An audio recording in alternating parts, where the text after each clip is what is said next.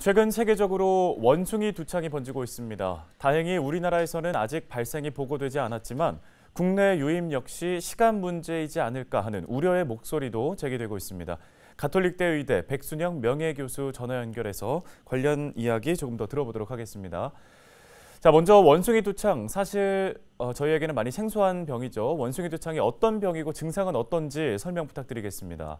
예, 이 원숭이 두창이라는 것은 사실은 동물에서 원숭이에서 나타나지만 사람의 두창인 경우에 있어서는 천연두가 두창 바이러스의 일종입니다. 원숭이 두창 바이러스인 경우에 있어서는 사람과 동물에 전부 감염이 되기 때문에 사실은 인수공통 전염병이라고 할 수가 있죠.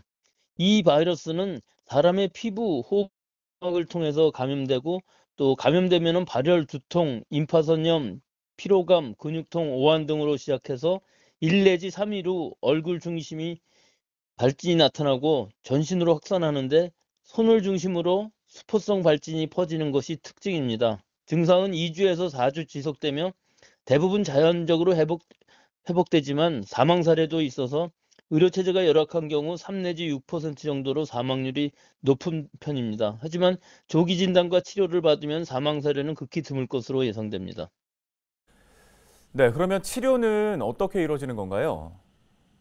예, 치료인 경우에 있어서는 사실은 우리나라의 경우는 해외여행 후에 3주 이내에 의심 증상이 생기면은 1339 이 보건당국에 신고를 하고 PCR 검사를 통해 진단을 받을 수 있는데 사실은 이 진단을 받기 전에 이미 이 임상 증상만으로도 진단은 가능해 보입니다. 치료제로는 사이도포비르라는 항바이러스제가 있습니다만은 사실은 그 바이러스제의 효과보다는 원숭이 두창 감염 환자의 면역력 저하로 인한 2차 감염을 잘 관리하면은 완치도 가능하다고 봅니다.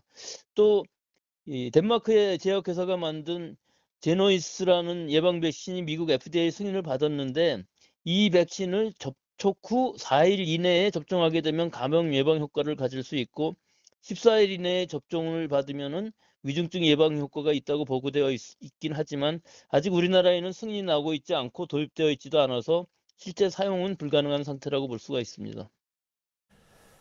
네, 지금 무엇보다도 이 원숭이 두창이 코로나19처럼 팬데믹으로 번질지에 대한 우려도 나오고 있는 상황인데요. 교수님께서는 어떻게 보시는지 궁금하고요. 어떤 대응이 필요할지도 도움 말씀 부탁드리겠습니다.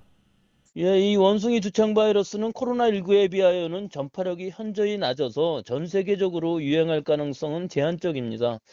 다만 이 감염 초기에 상기도에서 바이러스가 증식하여 비말 감염은 가능하기는 하지만 이것보다는 밀접 접촉에 의한 감염이 특히 많고 또 마스크를 쓰고 있다면은 이런 감염을 막아줄 수는 있습니다. 하지만 접촉 감염이 주된 감염 경로이기 때문에 손을 잘 씻는 것도 감염 예방에 있어서 효과적이라고 할 수 있습니다.